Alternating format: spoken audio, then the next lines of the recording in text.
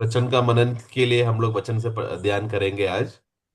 നമ്മള് ആ, പാപമോചനത്തിന്റെ വിവിധ വശങ്ങളെ കുറിച്ചാണ് നമ്മൾ ഇന്ന് ചിന്തിക്കുന്നത്. आज का विषय में पाप का क्षमा का अलग अलग फायदा है या अलग अलग रीत को हम देखेंगे।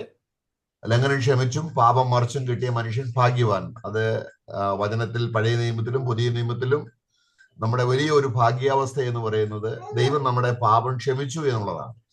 तो धन्य है व्यक्ति जिसका अधर्म का लेखा प्रभु ढापा गया है और पाप का क्षमा किया है करके, जो पुराने नियम में और नए नियम में भी ये दोनों वाक्यों को पढ़ते हैं। जो सबसे बड़ा एक आशीष है प्रभु ने हम लोगों को दिया है। എന്നാൽ ദൈവവചനത്തിൽ ആ, പാപമോചനത്തിന്റെ യാഥാർത്ഥ്യങ്ങൾ വെളിപ്പെടുത്തി തരുമ്പോൾ ആ, ആ വഴിയിലൂടെ അല്ലാതെ നമ്മൾ ഏതെങ്കിലും നിലയിൽ പാപമോചനം കിട്ടി എന്ന് നമുക്ക് തോന്നുന്നെങ്കിൽ നമ്മള് സ്വയം വഞ്ചിക്കപ്പെടും. तो परमेश्वर का वचन ने जो हमको पाप का क्षमा के लिए जो रास्ता बताया है, उसको छोड़कर अगर मनुष्य कोई और अलग रास्ते से रास्ता पकड़कर कहता है कि मुझे पाप का क्षमा मिल चुका है करके, तो वो तो अपने आप को धोखा दे रहा है। ദൈവം പലരോടും പഴയ നിയമത്തിലെ ആണെങ്കിലും പുതിയ നിയമത്തിലാണെങ്കിലും പലരോടും ഇടപെടുന്നുണ്ട്. ദൈവം സൃഷ്ടികർത്താവ് എന്നുള്ള രീതിയിൽ ചിലപ്പോൾ ചിലരുടെ പ്രാർത്ഥനകൾ കേൾക്കും. പക്ഷെങ്കിൽ ദൈവം വീണ്ടെടുപ്പുകാരൻ എന്നുള്ള നിലയിലുള്ള പാവക്ഷമയ്ക്കാണ് ആ, ആ, വലിയ ദൈവസന്നിധിയിൽ വിലയുള്ളത്. അത് മാത്രമേ നമ്മളെ നിത്യതയിൽ എത്തിക്കുകയുള്ളൂ. हम जानते हैं कि पुराने नियम में और नए नियम में बहुत से लोगों ने परमेश्वर की उपस्थिति में प्रार्थना किया है, विनती किया है और वो अपेक्षा सुनता है। परंतु यहाँ पर एक समझना कि ये सब अपेक्षा और प्रार्थना जब परमेश्वर सुनते समय में एक सृष्टिकर्ता का जिम्मेदारी की रीति से अपना सृष्टि का प्रार्थना सुनने का एक अवस्था है, जो परमेश्वर जिम्मेदार है अपना सृष्टि का प्रार्थना सुनने के लिए। परंतु इससे भी बड़ी बात है कि हमारा परमेश्वर का सिर्फ एक सृष्टिकर्ता का रूप नहीं, बल्कि एक छुटकारा देने वाले का भी रूप है। तो उसमें है मनुष्य जात को सबसे बड़ा उद्धार का कारण या स्वर्ग में प्रवेश का कारण, कि परमेश्वर का छुटकारा का कार्य मनुष्य जात को मिले, उद्धार का रास्ता मिले। ആ, നമുക്ക് അറിയാം, നമ്മള് വീണ്ടെടുക്കപ്പെട്ട ജനമായതുകൊണ്ട് നമ്മളോടുള്ള ബന്ധത്തിൽ ദൈവം ഒരു പ്രാർത്ഥന കേൾക്കണമെങ്കിൽ നമ്മുടെ പാപങ്ങൾ ക്ഷമിക്കപ്പെട്ടിരിക്കണം. तो एक छुटकारा देने वाले की रीति से जब हम देखते समय में परमेश्वर का गुण को, तो एक व्यक्ति का प्रार्थना अगर सुनना है तो उसका पाप का क्षमा होना जरूरी है। ദൈവവുമായി ഒരു കൂട്ടായ്മ ഉളവാകാനും അങ്ങനെ കൂട്ടായ്മയിലൂടെ പാപക്ഷമയിലൂടെ നമുക്ക് ദൈവവുമായി ഒരു നിത്യബന്ധം സ്ഥാപിക്കാനുമാണ് വീണ്ടെടുപ്പിലൂടെ ദൈവം പാപക്ഷമ തരുന്നത്. तो परमेश्वर के साथ एक रिश्ता जुटने के लिए, परमेश्वर के साथ संगति करने के लिए और उस संगति में बने रहने के लिए है परमेश्वर सबसे पहला वो व्यक्ति का पाप का क्षमा करता है। എന്നാൽ രക്ഷിക്കപ്പെടാത്ത ഒരാള് ചിലപ്പോൾ പ്രാർത്ഥിച്ചാൽ ആ, വീണ്ടെടുപ്പ് കൂടാതെ തന്നെ ദൈവം ഒരുപക്ഷെ അവനോട് ക്ഷമിക്കുകയും അവന്റെ പ്രാർത്ഥന കേൾക്കുകയും ചെയ്യാം. परंतु एक जो पापी मनुष्य है जिसका उद्धार नहीं मिला है, जब वो प्रार्थना करते समय में, वो तो परमेश्वर का दया है कि कभी कभी परमेश्वर पापियों का प्रार्थना सुनता है, परंतु वो सुनने का कार्य बिना छुटकारा का और बिना उद्धार का कार्य की वजह से है। तो भले ही ऐसा व्यक्ति का प्रार्थना सुन भी लिया हो या उसका उत्तर दे भी दिया हो, तो भी वो व्यक्ति उद्धार नहीं पाया है। അപ്പൊ നമുക്ക് അതിനൊരു ഉദാഹരണം നമുക്ക് പഴയ നിയമത്തിൽ നോക്കാം. तो एक उदाहरण चाहिए तो हम लोग पुराने नियम में हम देखेंगे। നമുക്ക് കയീനെയാണ് ഉദാഹരണമായിട്ട് എടുക്കുന്നത്. एक सबसे अच्छा उदाहरण को अगर हम देखा जाए तो कईन को जब हम देखते समय में, കയീൻ തന്റെ സഹോദരനായ ഹാബേലിനെ കൊന്നു. हम देखते हैं कि कईन ने अपना भाई को अबेल का मृत्यु उसने खून किया। അപ്പോൾ ദൈവം അവനോട് ഇടപെടുന്നുണ്ട്. അവന് ദൈവം ചില കാര്യങ്ങൾ അവനോട് പറയുന്നുണ്ട്. നിന്റെ അനുജന്റെ രക്തം എന്നോട് നിലവിളിക്കും, ഞാൻ പ്രതികാരം ചെയ്യും. जिसकी वजह से परमेश्वर अब कईन से बात करके कहता है कि देखो तेरा भाई का लहू मुझसे बात कर रहा है, बदले की मांग कर रहा है, जिसके वजह से उसका पलटा मैं तुझसे लूंगा। അപ്പൊ നമുക്കത് അതിന്റെ 4-ാം അധ്യായം, ഉൽപ്പത്തി പുസ്തകം 4-ാം അധ്യായം उत्पत्ति का पुस्तक अध्याय 4 में അതിന്റെ 11-ാം വാക്യത്തിൽ ദൈവം അവൻ ചെയ്ത പാപ നിമിത്തം ദൈവം അവനോട് പറയുകയാണ്, നീ ശാപഗ്രസ്തനായി പോകണം. तो उसका वाक्य 10-11 से पढ़ते समय में हम देखते हैं कि क्योंकि कईन ने जो पाप किया है, उसका उस पाप के अनुसार परमेश्वर उसे कहता है कि अभी से तू श्रापित रहेगा। ആ എന്നാല് അങ്ങനെയുള്ള ആ, ഒരു ശാപത്തിന്റെ അവസ്ഥ അവന്റെ പാപം നിമിത്തം അവൻ വന്നപ്പോൾ അവൻ ദൈവത്തോട് അവൻ പറയുന്നതാണ് നമ്മൾ അടുത്ത വാക്യത്തിൽ നമ്മൾ വായിക്കുന്നത്. അതിന്റെ 13-ാം വാക്യം വായിക്കുമ്പോൾ, तो भले ही अब वो यहाँ पर श्रापित दिशा में हो जाने के बाद, उसके बाद देखो वो परमेश्वर से वो बात करता है, जो वाक्य 13 में हम पढ़ते हैं समय में, मतलब कई नबी श्रापित हो जाने के बाद अब वो परमेश्वर से विनती कर रहा है। അപ്പൊ അവൻ പറയുകയാണ് എന്റെ കുറ്റം ക്ഷമിക്കുന്നതിനേക്കാൾ വലിയതാകുന്നു. तो वहां पर वो कहता है कि मेरा ये दंड सहने से भी बाहर है। അപ്പോൾ അവൻ ഇവിടെ ദൈവത്തോട് അവന്റെ കുറ്റം ഏറ്റു പറയുന്നുണ്ട്. तो यहाँ पर कईन ने जो उसने जो गलती किया, जो अपराध किया, वो अपराध को वो मान रहा है। എന്നിട്ട് അവൻ പറയുന്നു, നീ എന്നെ ആട്ടിക്കളയുന്നു, ഞാൻ തിരുസന്നിധി വിട്ട് ഭൂമിയിൽ ഒഴുകുന്നവനാകും, ആരെങ്കിലും എന്നെ കണ്ടാൽ എന്നെ കൊല്ലും. उसके बाद वो वाक्य 14 में वो कहता है कि देखो अभी मैं भटकने वाला बन जाऊंगा, जिसके वजह से कोई भी अगर मुझे देख लिया तो वो मुझे मार देगा। അപ്പൊ 15-ാമത്തെ വാക്യത്തിൽ ദൈവം അവനോട് സംസാരിക്കുന്നുണ്ട്. उसके बाद 15वां वाक्य में अभी परमेश्वर कईन से बात करता है। അപ്പൊ അവന്റെ പ്രാർത്ഥനയുടെ ഉത്തരമായിട്ട് ദൈവം ഒരു സംരക്ഷണം അവന് കൊടുക്കുന്നു. तो अभी उसका जो प्रार्थना और निवेदन जो कईन ने किया, उसका उत्तर में परमेश्वर उससे बात करके कहता है। എന്നാല് ഇവന് കിട്ടിയ പാപക്ഷമ വീണ്ടെടുപ്പിനോടുള്ള ബന്ധത്തിൽ ഒരു മൃഗം അവന് വേണ്ടി യാഗമായി തീർന്ന് അവന് പാപക്ഷമ കിട്ടിയതല്ല ഇവിടത്തെ വിഷയം.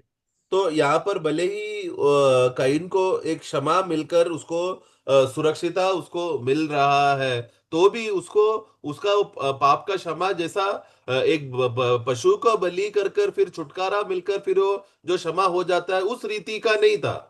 അപ്പം അവൻ അവിടെ ദൈവം പ്രാർത്ഥന കേട്ടു എന്നുള്ളത് കൊണ്ട്, നമ്മളുടെ പ്രാർത്ഥന ദൈവം കേൾക്കുന്നു എന്നുള്ളത് കൊണ്ട് ദൈവം പാപങ്ങൾ ക്ഷമിച്ചു എന്നതിന് അർത്ഥമില്ല. तो इसके लिए यहाँ पर क्योंकि अभी परमेश्वर ने कईन का प्रार्थना सुन लिया है, इसका मतलब ये नहीं है कि जरूरी नहीं है कि परमेश्वर पाप पूर्ण रीति से हमारा पापों को क्षमा कर देता है। അപ്പോൾ അവിടെ നമ്മൾ കാണുന്നുണ്ട്, അതായത് നമ്മള് യൂദയുടെ ലേഖനത്തിൽ വായിക്കുന്നു, കയ്യിന്റെ വഴിയിൽ നടക്കുന്നവരെല്ലാം നശിച്ചു പോകും. हम लोग यूदा का पुस्तक में पढ़ते समय में वचन में लिखा है कि जो कईन के रास्ते में चलने वाले नाश हो जाएंगे।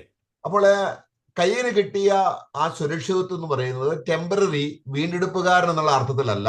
പിന്നെയോ അവനെ സൃഷ്ടികർത്താവ് എന്നുള്ള നിലയിൽ ചിലപ്പോൾ നമ്മൾ പ്രാർത്ഥിക്കുമ്പോൾ ജാതികൾ പ്രാർത്ഥിച്ചാലും ദൈവം കേട്ടിരിക്കും. അതിന്റെ അർത്ഥം ദൈവം അവന്റെ പാപങ്ങൾ ക്ഷമിച്ച് അവന് നിത്യത ഒരുക്കി എന്നല്ല.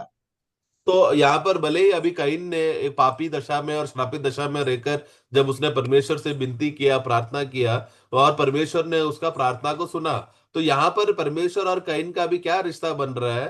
एक सृष्टिकर्ता अपना सृष्टि का प्रार्थना सुनने का रीति से रिश्ता को हम देखते हैं। ऐसा रिश्ता परमेश्वर पापियों के साथ भी रखता है, अन्य जातियों के भी साथ रखता है। जब अन्य जाति लोग प्रार्थना करते समय में, सच्चा जीवित परमेश्वर को खोज करते समय में, परमेश्वर अपना प्रकट होकर प्रार्थना का जवाब देता है। परंतु ये सब में जरूरी नहीं है कि वो उद्धार पाएगा और स्वर्ग जाएगा। भले ही कईन का प्रार्थना सुन लेने से ये गारंटी नहीं है कि वो स्वर्ग जा रहा है। അപ്പൊ നമ്മൾ പ്രാർത്ഥിക്കുന്നത് കൊണ്ട് ദൈവം പാപം ക്ഷമിക്കുന്നുവെങ്കിൽ, अगर हम लोग प्रार्थना कर दिया इसीलिए परमेश्वर अगर हमारा पाप क्षमा कर रहा है, तो യേശു ക്രിസ്തുവിന്റെ റോള് അത് അത് അത് ദൈവം അവന്റേതായിരിക്കുന്ന യാഗമരണത്തിന് ബല കൽപ്പിക്കുന്നില്ല എന്ന് തന്നെയാണ്. तो अगर हम लोग बस प्रार्थना कर लिया और परमेश्वर पाप क्षमा कर दिया है करके ऐसा अवस्था हो गया, तो क्या हो जाएगा कि परमेश्वर मसीह का जो बलिदान का जो कीमत है, उसका मूल्यता नहीं होगा फिर। അപ്പൊ നമുക്ക് ഒരു വിശ്വാസിക്ക് വീണ്ടെടുപ്പുകാരെന്ന നിലയിൽ യേശു ക്രിസ്തുവിന്റെ കാൽവരി ക്രൂശിലെ മരണം എങ്ങനെയാണ് ദൈവസന്നിധിയിൽ പാപക്ഷമയായി തീരുന്നത് എന്നതിന്റെ ഒരു സമ്പൂർണ്ണ അടിസ്ഥാനം, അത് നമ്മുടെ രക്ഷയുടെ നിത്യതയാണ്, രക്ഷയുടെ സുരക്ഷിതത്വമാണ്. അതാണ് നമ്മളെ നിത്യതയിലേക്ക് കൊണ്ടുപോകുന്നത്. ദൈവം പാപം ക്ഷമിക്കാത്ത ഒരു വ്യക്തിക്ക് പോലും നിത്യതയിലേക്ക് പ്രവേശനമില്ല. പക്ഷെങ്കിൽ ഒരുപക്ഷെ ദൈവം അവന്റെ പ്രാർത്ഥന കേട്ടിരിക്കാം. അപ്പൊ പ്രാർത്ഥന കേൾക്കുന്നു എന്നുള്ളത് പാപക്ഷമ കിട്ടിയതിന്റെ ഒരു പ്രൂഫ് അല്ല. तो इसके लिए हमें यीशु मसीह में जो कार्य करने के द्वारा परमेश्वर जो हमारा पाप का क्षमा जो हमको देता है, वहां पर है सबसे बड़ा योगदान का कार्य जो परमेश्वर मनुष्य जात के ऊपर किया है, जिसके वजह से एक व्यक्ति को स्वर्ग जाने का या स्वर्ग प्रवेश करने का मौका मिलता है। तो हर एक व्यक्ति जो कोई भी स्वर्ग प्रवेश करता है, उसका कारण यही है कि परमेश्वर ने यीशु मसीह में वो व्यक्ति का पाप को क्षमा किया है। तो वो यीशु मसीह का बलिदान के वजह से उसका पाप क्षमा हो रहा है और स्वर्ग में जा रहा है। उसी साथ रहते समय में अगर परमेश्वर चाहिए, परमेश्वर पापियों का प्रार्थना सुनता तो है, वो जो क्योंकि वो सृष्टि करता है इसके लिए वो प्रार्थना सुनता है, परंतु क्योंकि परमेश्वर ने प्रार्थना सुन लिया इसके लिए वो व्यक्ति स्वर्ग जाएगा, ऐसा बोलना गलत है। അപ്പൊ നമുക്ക് എഫേസ്യ ലേഖനം 4-32 നമ്മളോടുള്ള ബന്ധത്തിൽ വീണ്ടെടുപ്പുകാരൻ എന്ന നിലയിൽ വിശ്വാസത്തോടുള്ള ബന്ധത്തിൽ ദൈവം എങ്ങനെയാണ് പാപങ്ങൾ ക്ഷമിക്കുന്നത്? एफिसियों का पुस्तक 4 का 32 पढ़ते समय में हमारे विषय में परमेश्वर जिस रीति से उद्धारकर्ता होने की वजह से पापों का क्षमा करके कैसा हमसे कार्य करता है करके ये हम देखते हैं। ആ, അതായത് ആ, സഹോദരന്മാര് തമ്മിൽ ക്ഷമിക്കുന്ന വിഷയം പറഞ്ഞിട്ടാണ് അത് പറഞ്ഞ് കൺക്ലൂഡ് ചെയ്യുന്നത്. നമുക്ക് അന്യോന്യം ക്ഷമിക്കാനുള്ള ഒരു മാതൃക ദൈവം ക്രിസ്തുവിൽ ക്ഷമിച്ചു. 32 വാക്യം, 4:32.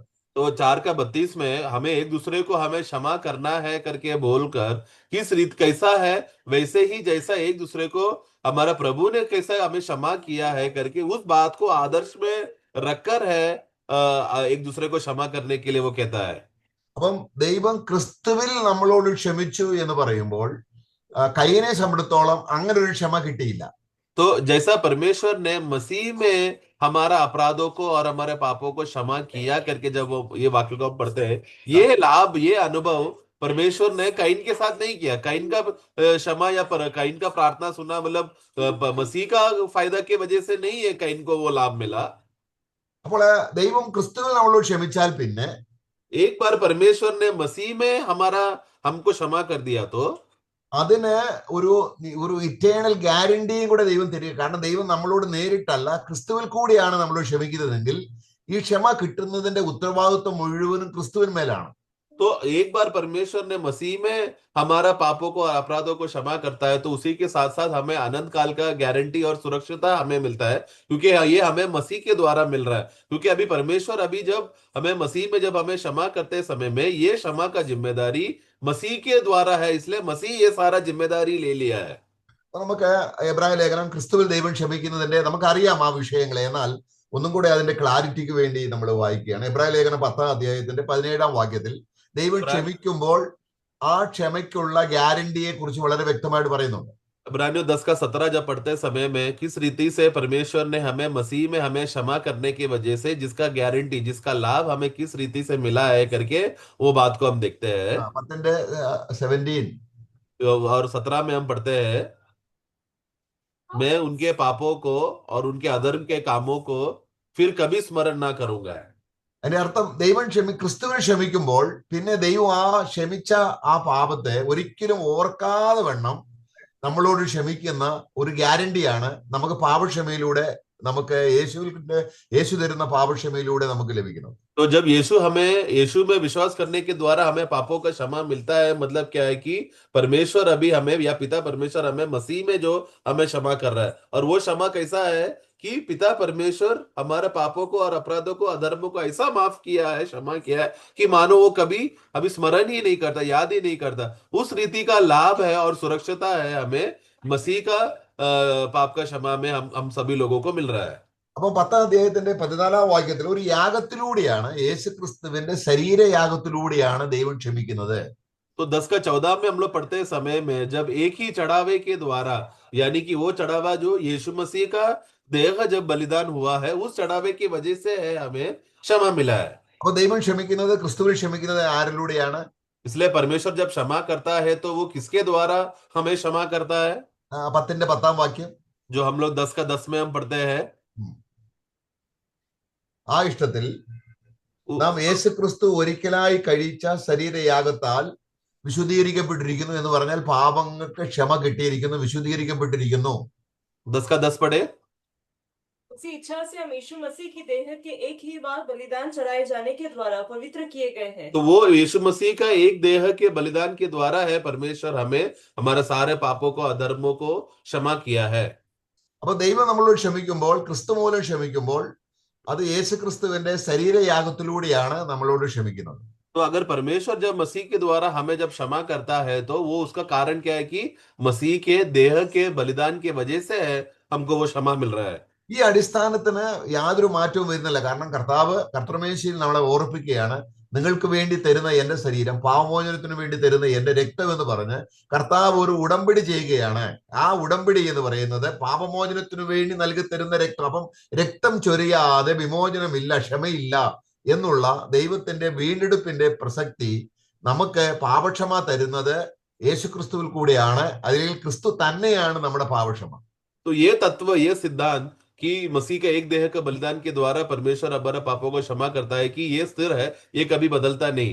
जो हम लोग आराधना में भी एकत्र होते समय में, प्रभु मेज का हम लोग भाग लेते समय में, उनका पवित्र लहू जो हमारे लिए बहाया गया है, इस बात को हम लोग स्मरण करते, याद करते हैं कि यीशु मसीह का वो बलिदान है जिसके वजह से वो जो हम लोग स्मरण करके वो दाखरस का हम भाग लेते हैं। तो जब तक लहू बहाए बिना पापों का क्षमा नहीं है करके, ये तत्व परमेश्वर यीशु मसीह के उस बलिदान की वजह से है हमारा पापों का क्षमा का स्वीकारा जाने का, या हमारा स्वीकारा जाने का कार्य उस यीशु मसीह के द्वारा है। इसलिए यीशु मसीह स्वयं ही हमारा उद्धार है।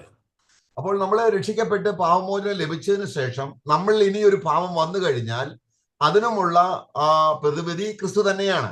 इसके लिए अभी पाप, ये उद्धार, एक पापी जब यीशु मसीह में विश्वास करके उद्धार पाकर नया जन्म हो जाने के बाद, फिर नया जन्म के विश्वासी जीवन में जीते समय में भी अगर उसके जीवन में कभी पाप प्रकट होता है तो उसमें भी उसका हल यीशु मसीह के बलिदान में है।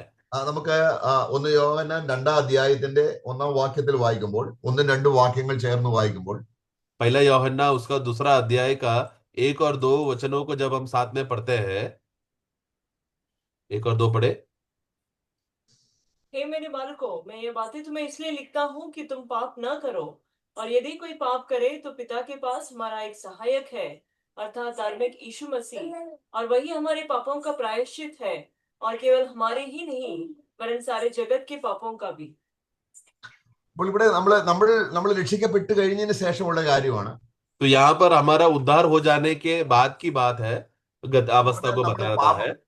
പാപം ചെയ്തുകൊണ്ടേ ഇരിക്കണം എന്നുള്ള അർത്ഥത്തിലല്ല. നമ്മളിൽ പാപം വന്നു പോയാൽ, तो मतलब इसका मतलब ये नहीं है कि लाइसेंस नहीं है कि चलो अभी बिंदास पाप करते रहते हैं, ऐसा नहीं है। यहाँ पर लिखा है कि यदि अगर तुम में से किसी ने अगर पाप कर बैठा तो, അങ്ങനെ വന്നു പോയാൽ ഇനിയും നമ്മള് പിന്നെ കയ്യനെ പോലെ പ്രാർത്ഥിച്ചാൽ ആ പ്രാർത്ഥനയിലൂടെയാണ് ദൈവം ക്ഷമിക്കുന്നത്, അല്ലെങ്കിൽ ദൈവത്തോട് പ്രാർത്ഥിച്ചെങ്കിലേ ക്ഷമിക്കുകയുള്ളൂ എന്ന അർത്ഥത്തിലല്ല. ഇവിടെ നമ്മൾ വായിക്കും, നീതിമാനായ യേശു ക്രിസ്തു നമുക്ക് പിതാവിന്റെ വലത്തുഭാഗത്ത് ഉള്ളത് കൊണ്ട് അവൻ നമ്മുടെ പാപങ്ങളുടെ പ്രായശ്ചിത്തമാണ്.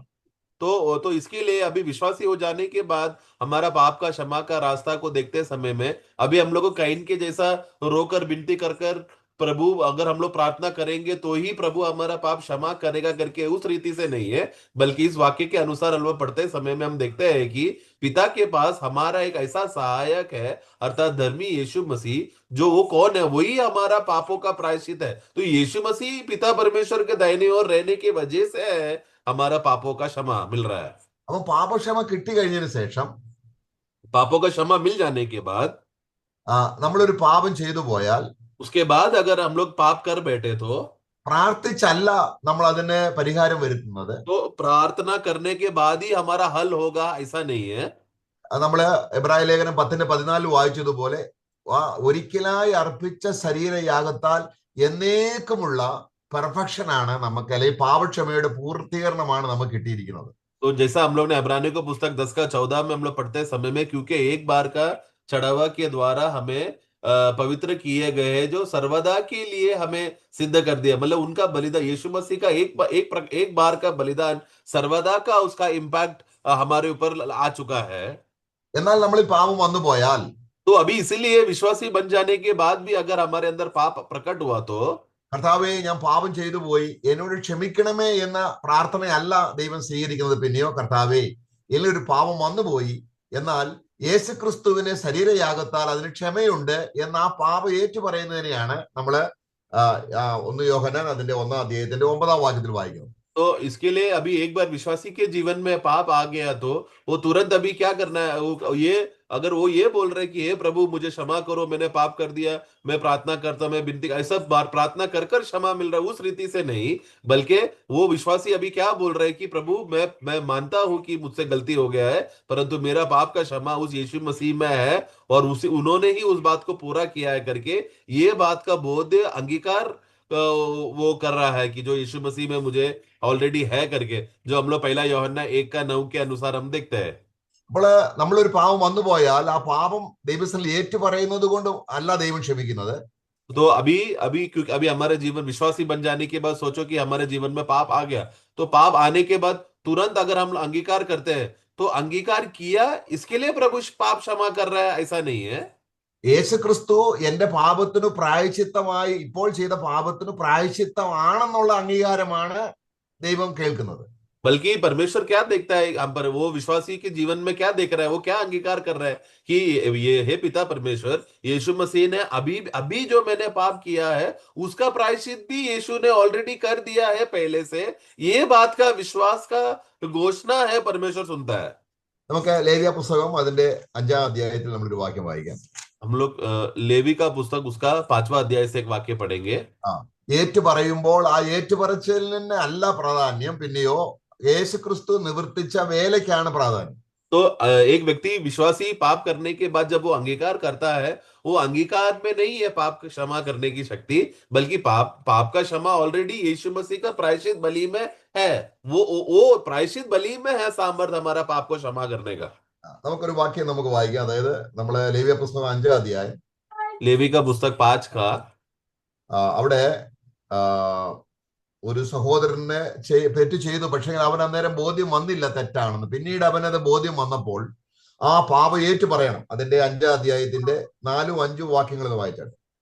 लेवी का पुस्तक 5 का 4 और 5 जब पढ़ते समय में वहां पर देखो कि एक व्यक्ति जब वो गलती करता है तो उसको तुरंत एहसास नहीं हुआ उसने दूसरे भाई के साथ गलती किया है करके, परंतु एक बार उसको एहसास हो जाता है तो तुरंत उसको अंगीकार करना है। वाक्य 4 और 5 पढ़ेंगे। और यदि कोई बुरा व भला करने को बिना सोचे समझे शपथ खाए, चाहे किसी प्रकार की बात वह बिना सोचे विचारे शपथ खाकर कहे, तो ऐसी बात में वह दोषी उस समय ठहरेगा जब उसे मालूम हो जाएगा। और जब वह इन बातों में से किसी भी बात में दोषी हो, तब जिस विषय में उनसे पाप किया हो वह उसको मान ले। അപ്പോൾ നമ്മൾ എന്താ വായിച്ചത്? यहाँ पर हम क्या पढ़ते हैं? അതിന്റെ 5-ാം വാക്യത്തിൽ उसका 5 में, അവൻ കുറ്റക്കാരനായി കഴിയുമ്പോൾ जब वो दोषी हो जाता है, അവൻ ആ കുറ്റം ഏറ്റു പറയണം. तो जब वो उस बातों में जब वो दोषी हो तब वो क्या करे, तब वो विषय में क्या करना है, अपना दोष को मान लेना है। ഒരുപാട് പാപങ്ങളല്ല പറയുന്നത്, ഒരു കുറ്റമാണ് ഏറ്റു പറയുന്നത്. तो बहुत सारे पापों का अंगीकार करना वैसा नहीं, बल्कि उसने एक पाप जो किया है उस एक गलती का एहसास वो बात को अंगीकार कर रहा है। അതിന്റെ 5-ാം വാക്യത്തിൽ കണ്ടില്ലേ, പാപം ഏറ്റു പറയണമെന്ന് വളരെ വ്യക്തമായിട്ടുണ്ട്. तो तब जिस विषय में उसने पाप किया तब वो उस विषय को मान ले। അവൻ കൺഫസ് ചെയ്യണം. तो मान लेकर, यानी मान लेना मतलब क्या, वो अंगीकार कर कर मानना है और उसको घोषणा करना है, अंगीकार करना है। അങ്ങനെ ഏറ്റു പറഞ്ഞത് കൊണ്ട് അവന് ക്ഷമിക്കത്തില്ല. तो क्योंकि उसने मान लिया और अंगीकार किया इसलिए उसको क्षमा मिल रहा है, ऐसा नहीं है। 6-ാം വാക്യം, बाकी 6 जब पढ़ते हैं, 6 पढ़े। और वह यहोवा के सामने अपना दोष बलि ले आए, अर्थात उस पाप के कारण वह एक भेड़ व बकरी पाप बलि करने के लिए ले आए, तब याजक उस पाप के विषय उसके लिए प्रायश्चित करे।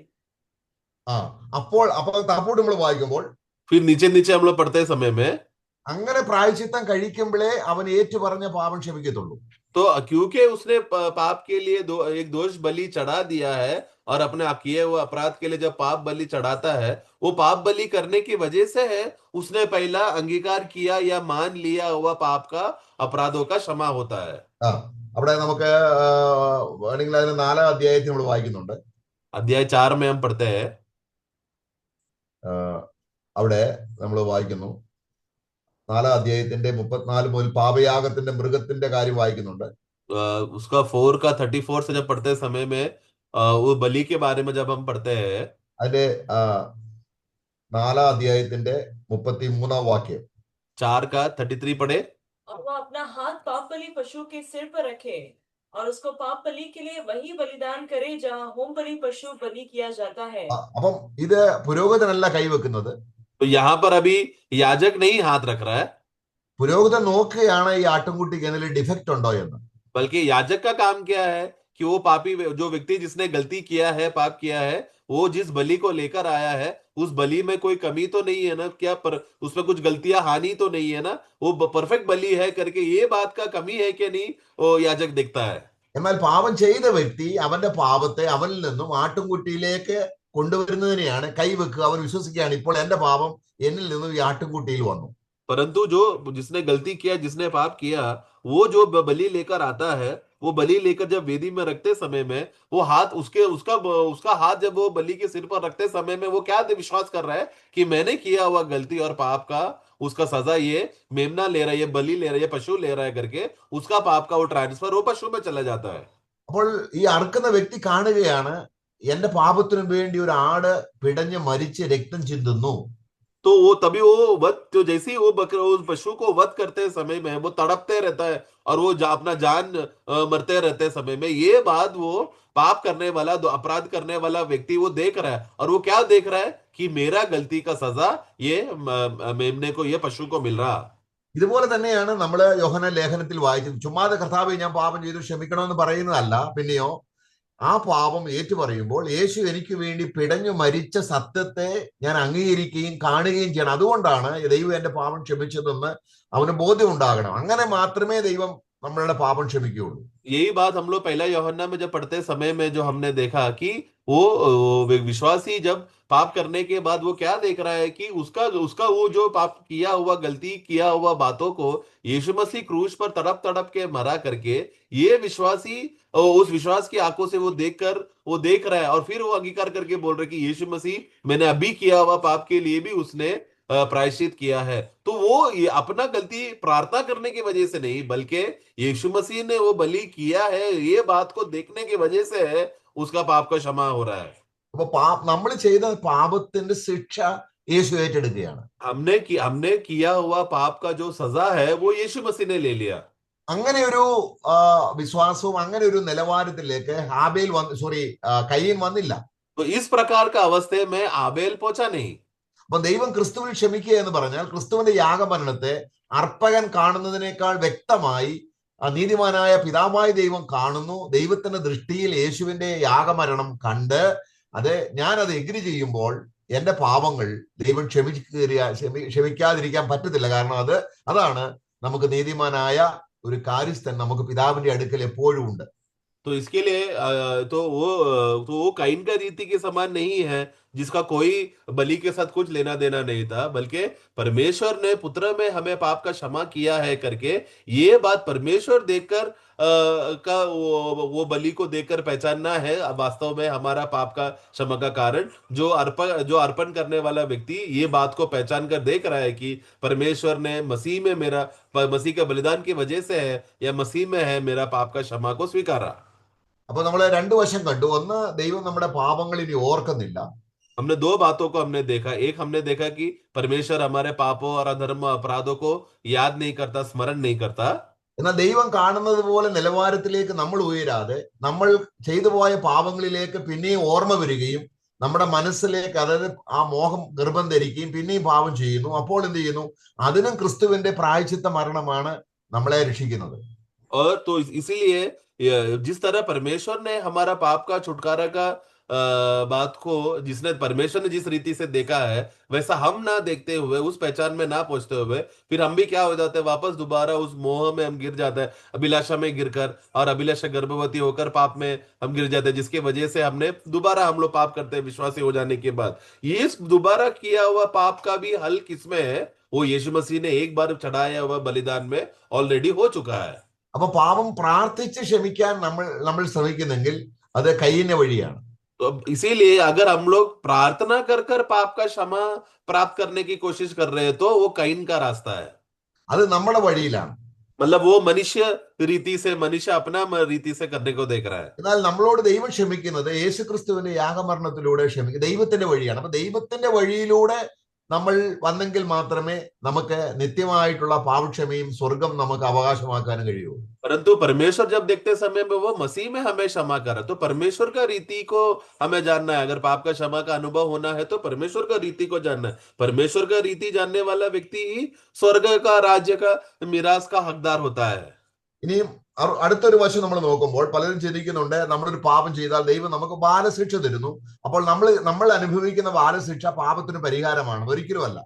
तो दूसरा एक रीति पहलू ऐसा लोग सोचते हैं कि गलत फहमी में है कि लोग सोचते हैं कि अगर हमने कुछ भी पाप कर दिया तो परमेश्वर तुरंत हमको ताड़ना देगा।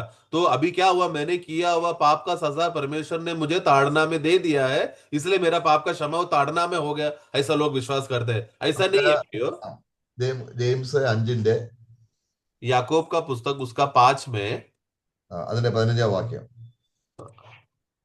5 का 15 में हम पढ़ते हैं। അതിന്റെ അതായത് അവിടെ താപ്പോട്ട് വായിക്കുമ്പോൾ അതിന്റെ അതിന്റെ 15 വാക്യം, 5 का 15 पढ़े। और विश्वास की प्रार्थना के द्वारा रोगी बच जाएगा और प्रभु उसको उठाकर खड़ा करेगा, और यदि उसने पाप भी किए हो तो उनकी भी क्षमा हो जाएगी। അപ്പോൾ ഒരാൾക്ക് ഒരു അസുഖം വരുന്നു. सोचो कि एक व्यक्ति बीमार हो गया, बीमारी आई। അപ്പോൾ അത് പാപം നിമിത്തമാണ് ആ അസുഖം വരുന്നതെങ്കിൽ अगर अगर उसने किया हुआ पाप की वजह से वो बीमारी आ रहा है तो വിശ്വാസത്തോടെ പ്രാർത്ഥന അവനെ രക്ഷിക്കും. विश्वास का प्रार्थना उसे बचाएगा കർത്താവ് അവനെ എഴുന്നേൽപ്പിക്കും. और प्रभु उसको उठाएगा। അവൻ പാപം ചെയ്തിട്ടുണ്ടെങ്കിൽ ദൈവം അവനോട് ക്ഷമിക്കും. और यदि उसने पाप किया है तो उसको क्षमा मिलेगा। അപ്പൊ ഇവിടെ നമ്മൾ ചിന്തിക്കുന്നത് എന്താണ്? നമ്മൾ പ്രാർത്ഥിക്കുമ്പോൾ ദൈവം പാപം ക്ഷമിക്കുമെന്നാണ്. तो इधर भी हम लोग क्या ये वचन पढ़कर हम क्या बोलते हैं कि विश्वास का प्रार्थना किया, इसके लिए उसका पाप का क्षमा हो गया और उसको रोगों से चंगाई मिला। ഇവിടെ എന്താണ് അടിസ്ഥാനപരമായിട്ടുള്ളത്? यहाँ पर नींव बात क्या है प्रियो?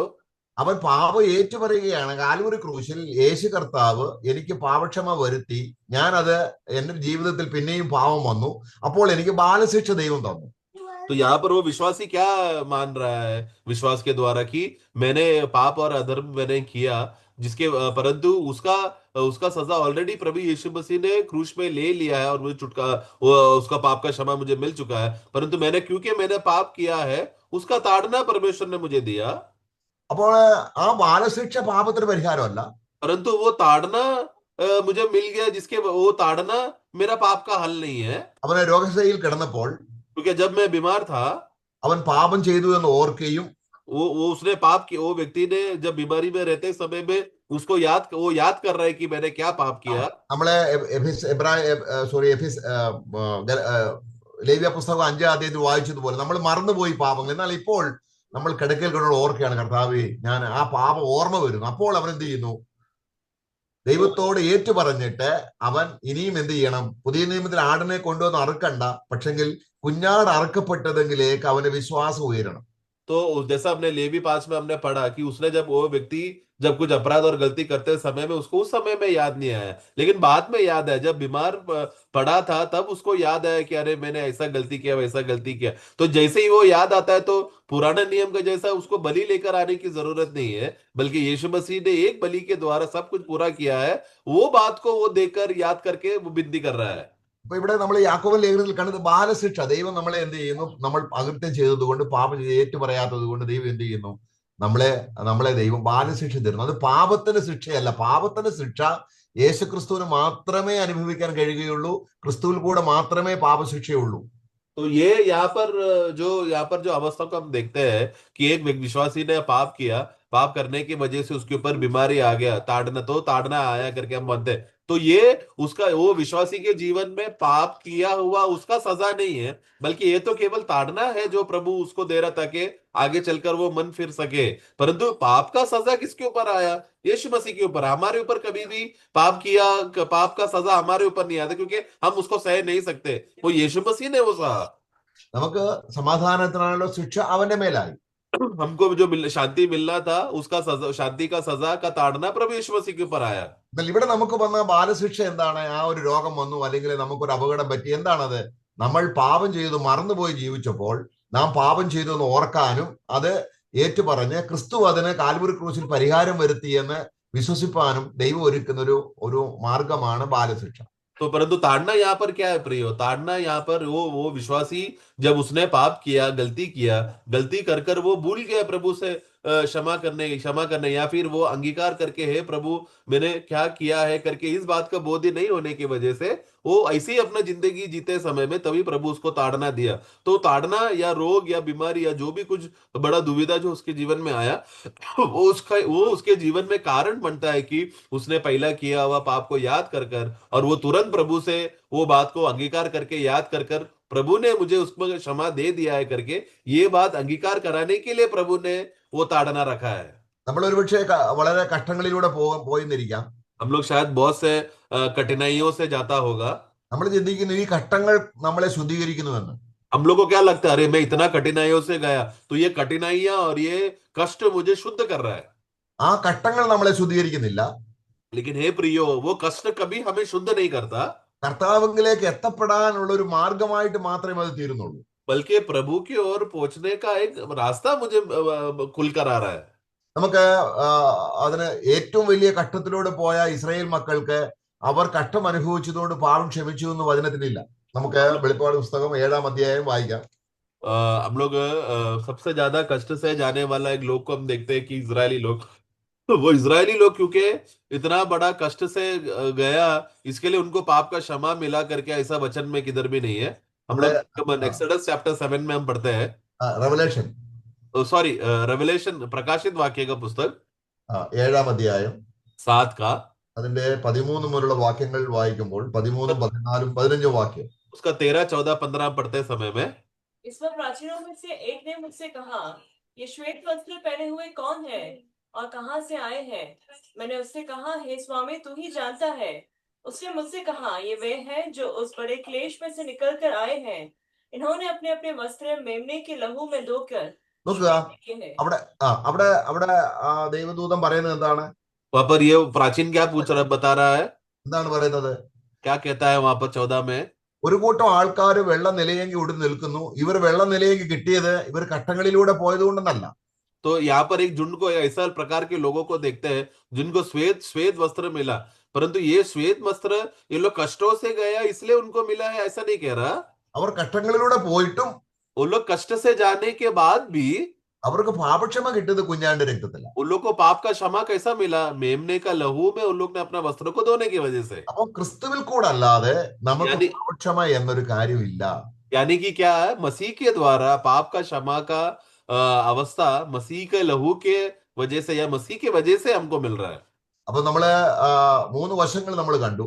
हम लोग 3 प्रकार का रीति को देखा। ദൈവം ക്രിസ്തുവിലാണ് പാപങ്ങൾ ക്ഷമിക്കുന്നത്. पहला हमने देखा कि परमेश्वर मसीह में हमें क्षमा कर रहा है।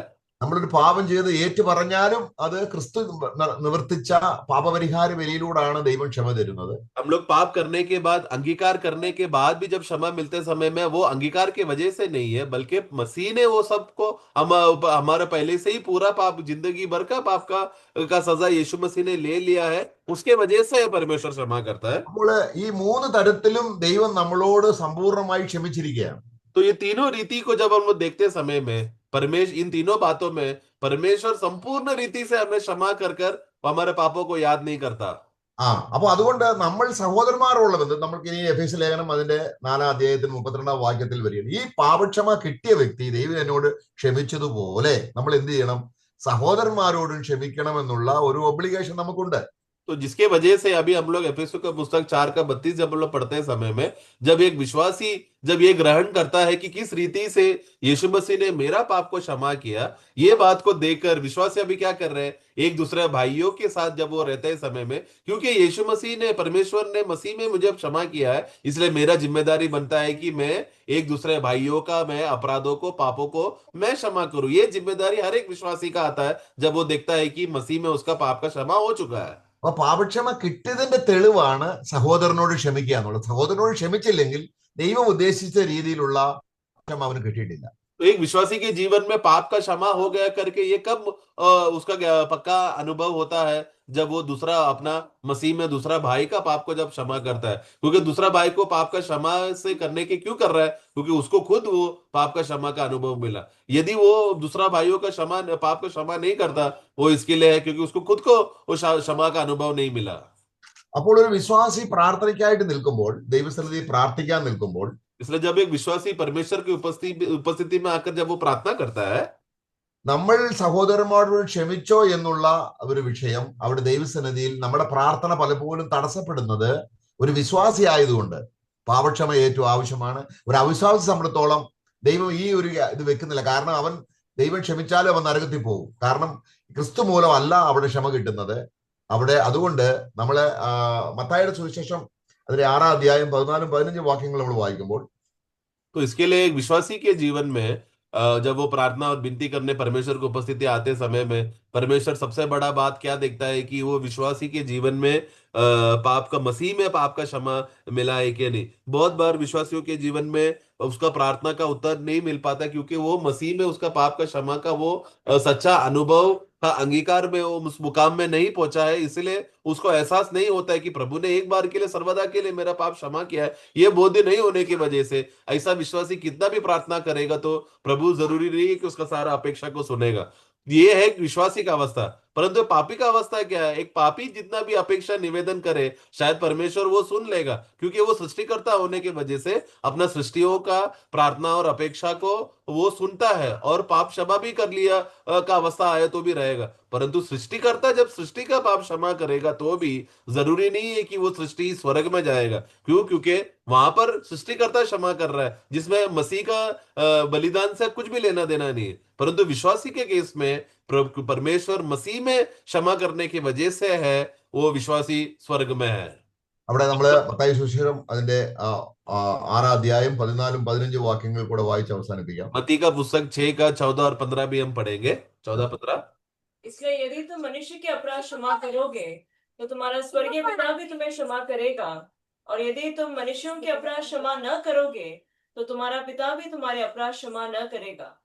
അപ്പോൾ ഇവിടെ വളരെ വ്യക്തമാണ്, നമ്മളിപ്പോ ഒരു സഹോദരനോട് ക്ഷമിച്ചില്ലെങ്കിലും സ്വർഗം നമ്മളെ അടച്ചു കളയത്തില്ല. കാരണം നമ്മൾ സ്വർഗത്തിൽ ചെല്ലുമ്പോൾ അതിന്റെ ഒരു പ്രയാസം നമുക്ക് ഉണ്ടാവും. ദൈവം അത് ചോദ്യം ചെയ്യും. നമുക്ക് ബീമാ സീറ്റിൽ നമ്മുടെ പ്രതിഫലങ്ങൾ നഷ്ടപ്പെടും. तो यहाँ पर एक विश्वासी भूमि में जीते समय में जब अपना भाई का पाप को अगर उसने क्षमा नहीं किया या भाई के विषय में उसने अगर क्षमा नहीं दिया, ऐसा विश्वासी स्वर्ग में तो जाएगा परंतु स्वर्ग में जाकर मसीह जब उसका न्याय लेते समय में क्योंकि उसने अपना भाई को क्षमा नहीं किया बोलकर उसको प्रतिफल नष्ट हो जाएगा। അപ്പോൾ ദൈവം നമ്മൾ പ്രാർത്ഥിക്കാൻ നിൽക്കുമ്പോൾ, इसलिए जब हम प्रार्थना में बने रहते समय में ദൈവം ക്രിസ്തുവിൽ ക്ഷമിച്ചതുപോലെ എന്നുള്ള ആ വശങ്ങൾ നമ്മൾ കണ്ടിട്ട് പ്രായോഗിക വശത്ത് നമ്മളും സഹോദരന്മാരോട് മനഃപൂർവ്വമായിട്ട്, അല്ലെങ്കിൽ ദൈവം എന്നോട് ഇത്രയും ക്ഷമിച്ചതുകൊണ്ട് ഞാനും ക്ഷമിപ്പാൻ, അതാണ് പാപക്ഷമ കിട്ടിയതിന്റെ അടയാളം. നമ്മൾ ക്ഷമിക്കുന്നില്ല എങ്കിൽ പാപക്ഷമയുടെ യഥാർത്ഥത്തിൽ യാഥാർത്ഥ്യം നമ്മൾ മനസ്സിലായോ ഇല്ലയോ എന്ന് നമ്മൾ അറിയുന്നില്ല. इसके लिए प्रियो, हमें मसीह जीवन जीते समय में परमेश्वर ने हमें मसीह में हमें क्षमा किया है करके उस बोध्य में है, उस आधार पर है हम लोग अपना मसीह जीवन जी रहे, जिसकी वजह से हम लोग भाइयों के विषय में जब गलतियों का आते समय में हम लोग तुरंत, क्योंकि वो विश्वासी खुद अनुभव किया कि परमेश्वर ने इतना मुझसे प्रेम किया कि मेरा पापों को क्षमा किया है, तो क्यों ना मैं मेरा भाइयों का गलतियों को मैं क्षमा क्यों नहीं कर सकता बोलकर ये बात का विचार में आकर हमेशा वो विश्वासी दूसरा भाइयों का पाप को क्षमा करने के लिए तैयार रहेगा। परंतु वो विश्वासी दूसरा भाइयों को पाप का क्षमा करने के लिए अगर उसको दिलचस्पी नहीं दिखा रहा तो ऐसा अवस्था इसके लिए है क्योंकि उसने खुद परमेश्वर से पाप का क्षमा का अवस्था का बोध उसको एहसास नहीं हुआ या उसको समझ में नहीं आ पाया, इसीलिए वो दूसरा भाइयों का क्षमा नहीं करता। അപ്പോൾ നമ്മള് ഏതെങ്കിലും സഹോദരനോട് നമുക്ക് വിഷമമുണ്ടെന്ന് തോന്നിയാൽ സൂര്യൻ അസ്തമിക്കുന്നതിന് മുൻപ് തന്നെ നമ്മൾ അത് നിരപ്പ് വരികയും ഇനിയും കർത്താവിന്റെ മേശയിലേക്ക് നിരപ്പ് പ്രാപിക്കാതെ കർത്തൃമേശ എടുത്താൽ അത് ബാലശിക്ഷയ്ക്ക് കാരണമായി തീരുകയും ചെയ്യും. इसके लिए प्रियो, जब भी हमें लगता है कि हमें दूसरे भाइयों के विषय में कुछ भी ऐसा चिंता है तो सूर्य अस्त होने से पहले ही उस भाई के साथ विनती करे और उसे मेल मिलाप करे और प्रेम में आगे बढ़े और ये ध्यान दे कि हम लोग योग्य रीति से प्रभु मेज का भाग ले। अगर भाइयों का पाप को क्षमा नहीं किया और वो प्रभु मेज का भाग ले रहा है तो अयोग्य रीति से वो मेज का भाग ले रहा है, जिसके वजह से परमेश्वर का ताड़ना उसके ऊपर आ सकता है। അപ്പൊ ദൈവം ക്രിസ്തുവിൽ ക്ഷമിക്കുന്നതിന്റെ 4 വശങ്ങളാണ് നമ്മൾ കണ്ടത്. तो परमेश्वर ने मसीह में हमारा पाप को क्षमा करता है करके 4 बातों को हमने देखा। അതിന് പാപക്ഷമയ്ക്ക് നമ്മുടെ വഴികൾ നമ്മൾ ഉപയോഗിക്കരുത്. इसके लिए पाप का क्षमा का अनुभव को पाने के लिए हमारा रास्ता को ना ढूंढना। യേശു തന്റെ ദേഹമെന്ന തിരശ്ശീല ചിന്തി ഒരേ ഒരു വഴി, ഞാൻ തന്നെ പിതാവെങ്കിലേക്കുള്ള മാർഗം, പാപക്ഷമ കിട്ടാതെ പിതാവെങ്കിലേക്ക് നമുക്ക് അടുത്തു വരുവാൻ കഴിയില്ല. बल्कि एक ही मार्ग है जिसके वजह से हमें पाप का क्षमा मिला। वो ये है कि यीशु मसीह का देह अर्पण हुआ, बलिदान होने की वजह से, यीशु मसीह का देह का बलिदान की वजह से है हमें परमेश्वर की उपस्थिति उपस्थिति में पाप का क्षमा मिला। ये एक ही मार्ग है। ये मार्ग को छोड़कर और कोई अन्य मार्ग नहीं है पाप का क्षमा का। വിശുദ്ധീകരിക്കുന്നവനും വിശുദ്ധീകരിക്കപ്പെടുന്നവർക്ക് ഒരുവനല്ലോ പിതാവ്. യേശുക്രിസ്തു ആരുടെയെങ്കിലും പാപം തന്റെ രക്തം ചെയ്ത് ക്ഷമിച്ചുവെങ്കിൽ ആ വ്യക്തിയുടെ പിതാവായി തീരാനാണ് പിതാവായ ദൈവം ആഗ്രഹിക്കുന്നത്. അങ്ങനെ നമുക്ക് കർത്താവായ യേശുക്രിസ്തുവിന്റെ പിതാവ് നമ്മുടെയും പിതാവായി ഒരപ്പന്റെ മക്കളായിട്ട് തീരുവാൻ, ആ അപ്പന്റെ സ്വത്തിന് അവകാശികളാകുവാൻ, അങ്ങനെയുള്ള ഒരു സഭാ ജീവിതമാണ്, സഭാ ബന്ധമാണ് കർത്തൃമേശയിൽ നമ്മൾ ഒരുമിച്ച് വരുമ്പോൾ അബ്ബാ പിതാവേ എന്ന് വിളിച്ച് ഉള്ള നമ്മൾ തമ്മിലുള്ള കൂട്ടായ്മയും സ്നേഹവും. അവരെയാണ് കർത്താവ് സഭ, എന്റെ സഭ ഞാൻ പണിയും എന്ന് പറഞ്ഞിരിക്കുന്നത്. इसके लिए पवित्र करने वाला और पवित्र किए जाने वाले दोनों एक ही मूल से है, मतलब दोनों का एक ही पिता है। इसलिए यीशु मसीह के बलिदान के वजह से जिन जिन लोगों को पाप का क्षमा मिला है, वो सब लोगों का परमेश्वर उनका पिता बन चुका है। जो पिता परमेश्वर का सबसे बड़ा चाहत यह है कि वो ऐसा लोगों का पिता बने जिनका पाप यीशु मसीह के द्वारा उनको पाप का क्षमा मिल चुका है। ऐसे लोग हैं एकत्र होते समय में मसीह जो अब हमारा बड़ा भाई और हम लोग सब लोग सह भाई मिलकर सब लोग साथ में एकत्र होते हैं, जिसको हम मंडली कहते हैं, कलीसिया कहते हैं, जिसका जिसका बांध काम प्रभु कर रहा है। ऐसा मंडली का कार्य है जिसमें सब लोग मसीह में पाप का क्षमा पाकर एकत्र होकर आया है और जिसका परमेश्वर पिता बन चुका है। നമുക്ക് എഫെസ്യ ലേഖനം 4:32 പോലെ നമുക്ക് പ്രായോഗികമാക്കാം. കർത്താവ് പിതാവായ ദൈവം ക്രിസ്തുവിൽ നമ്മളോട് ക്ഷമിച്ചതുപോലെ നമുക്ക് അന്യോന്യം ക്ഷമിച്ച് നിത്യതയുടെ മഹത്വത്തിൽ ജീവിക്കാം. കർത്താവ് നമ്മെ സഹായിക്കട്ടെ. इसके लिए जैसा हमने एफिसों का पुस्तक 4:32 में हमें पढ़ा कि किस रीति से परमेश्वर ने मसीह में हमारा अपराधों को और पापों को क्षमा किया है करके, ये बात को देखते हुए उस असली अनुभव में आए कि परमेश्वर ने हमारे लिए क्या किया है, उस बोध्य में आकर उस सत्य में जिए। प्रभु हम सबको सहायता करे। आमेन। Praise the Lord.